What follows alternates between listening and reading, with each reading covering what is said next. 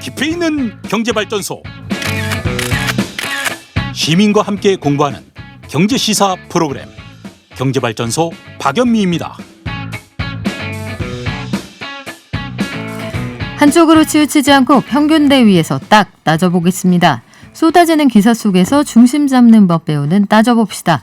오늘은 이정호 전 미디어오늘 편집국장님 모셨습니다. 안녕하세요. 예, 반갑습니다. 네, 오늘은 어떤 내용 따져볼까요? 그저께 발표한 정부의 하반기 경제정책 운영 방향 요거 발표됐는데요. 요거 이야기 좀 해보려고 합니다. 네, 이게 기획재정부가 매년 상반기 하반기에 한 번씩 내놓는 건데 하반기 경제정책 방향 어떤 내용이 들어있습니까?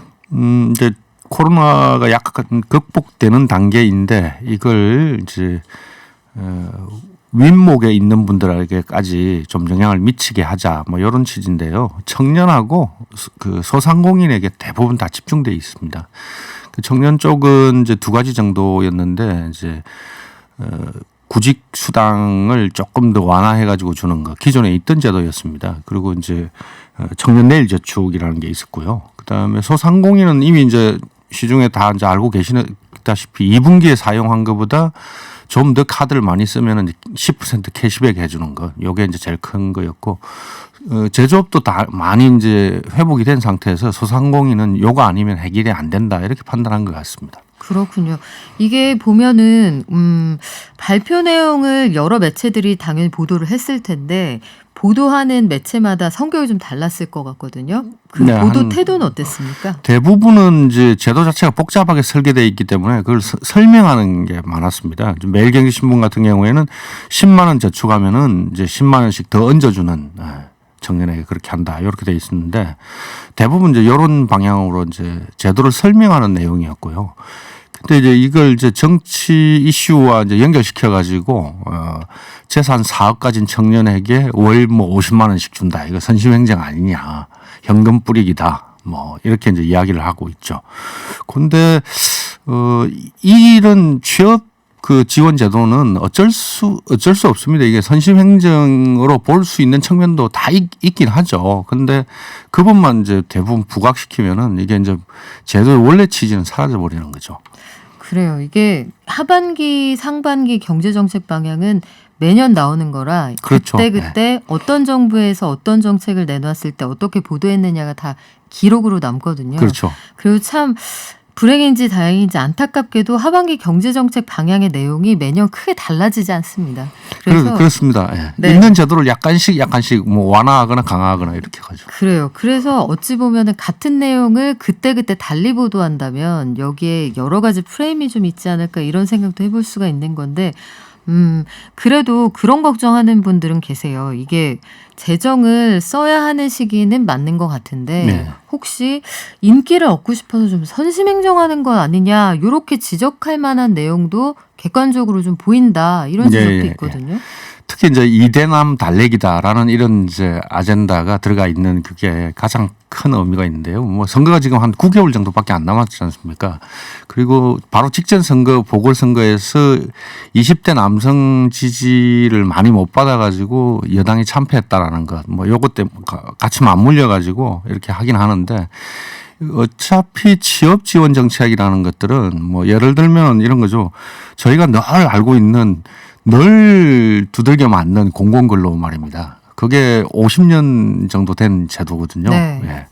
새마을 7호 사업부터 시작했으니까요. 근데 이게 공공근로가 없어지면 어떤 일이 벌어지는가 하면요. 12월, 1월, 2월 이 공공근로 없는 계절입니다. 요 시기에 취업률 자체가 약간 떨어집니다. 네. 예. 이럴 정도로 이제 영향을 많이 미치고 이게 50에서 한 70만 명 정도의 중고령 연령층에서는 이거 실업률을 매우 이제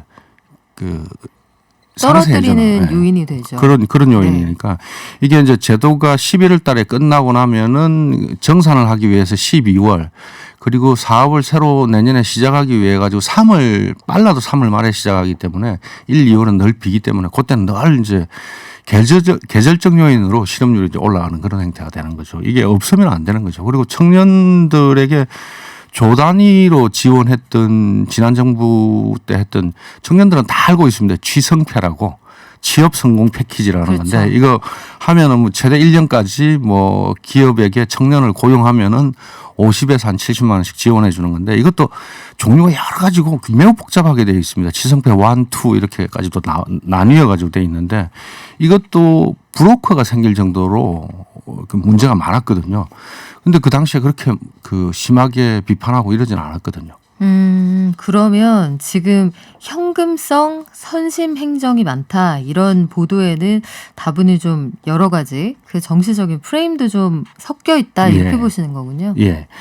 그리고 이게 그 원래 있던 제도입니다. 뭐 지금 이야기되는 뭐 현금 뿌리기다라고 이야기하는 뭐 이 제도들이 원래 아예 없던 걸 갖다 새로 만든 것들이 아니고 청년 구직 수당 같은 경우에도 가구 기준으로 해가지고 4인 가구 기준으로 해가지고 3억 이하인 가정에게 지원하던 걸 약간 완화해가지고 4억. 예. 그리고 이게 이제 불만이 좀 있었습니다. 청년들이 학업을 하다가 노동시장에 처음 나오는 사람들은 취업 경험이 없는데 네. 이 구직 수당을 주는 기준이 취업 경험을 가지고 있는 사람에게만 한정돼 있었거든요. 그래서 첫 구직 경험이 없는 사람에게도 주자. 뭐 이렇게 해가지고 확대된 이런 정도거든요.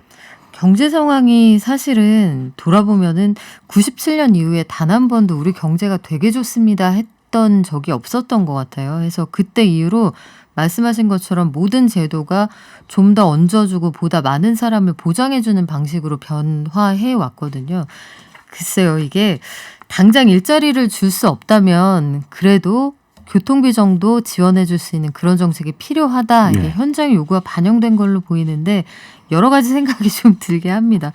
네, 여기까지 들을게요. 균형 있는 시각으로 기사를 파헤쳐보는 따져봅시다. 이정호 전 미디어오늘 편집국장과 함께했습니다. 오늘 말씀 고맙습니다. 네, 고맙습니다.